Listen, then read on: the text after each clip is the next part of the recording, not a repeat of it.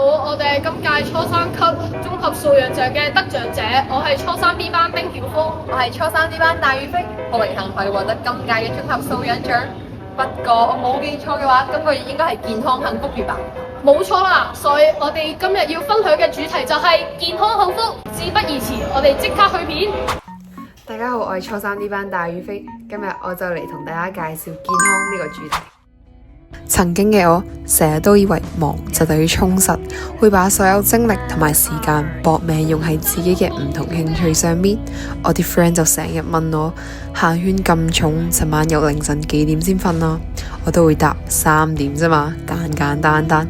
而呢種生活幾乎充斥住我大半個初中，但直到有一日，我嘅醫生同我講：妹妹仔，你唔好再捱夜啦，唔好把健康當作理所當然。嗰陣我先忽然意識到，我好似一直都用緊健康去換取成就。於是我下定決心要做一個幸福嘅人，因為幸福嘅基礎就係健康。我開始主動呼吸新鮮空氣，每日跑步、做 gym、早瞓。而意外嘅係，當我放慢腳步，效率反而提高咗。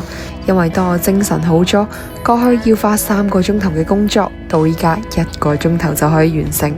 其實依家嘅我比以前更加快樂，因為我明白咗健康絕對唔係得閒再做嘅嘢。依家嘅我依然有夢想、有熱情，但絕對唔係再用繼續燃燒自己嘅方法去追求。如果睇緊呢條片嘅你，亦都正處於忙到忘記自己嘅階段，我想同你講，你嘅身體比你想象得更加愛你，更加重要。但佢需要你先踏出第一步，從今日開始，好好食一餐飯，早瞓1次，散步10分鐘。呢啲小小嘅健康存款，喺未來你嘅身體都會加倍回報俾你。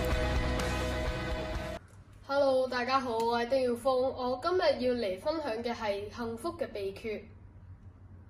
第一，保持良好嘅人際關係，多與人溝通交流，同朋友分享快樂，快樂會加倍；同朋友分享悲傷，悲傷會減半噶。同時，揾到自己嘅興趣愛好，多啲接觸新事物，例如話聽音樂、唱歌、散步等等，都可以令自己嘅心情變得更愉快噶。例如話我其中嘅一個愛好就係寫書法啦。而我哋都要保持良好嘅作息，身體健康，心中自然會愉快不少。總之，幸福其實就係我哋生活嘅點點滴滴之中，只要用心去感受，用積極嘅心態去面對學習同埋生活中嘅一切事物，咁我哋嘅生活都可以過得健康又幸福噶。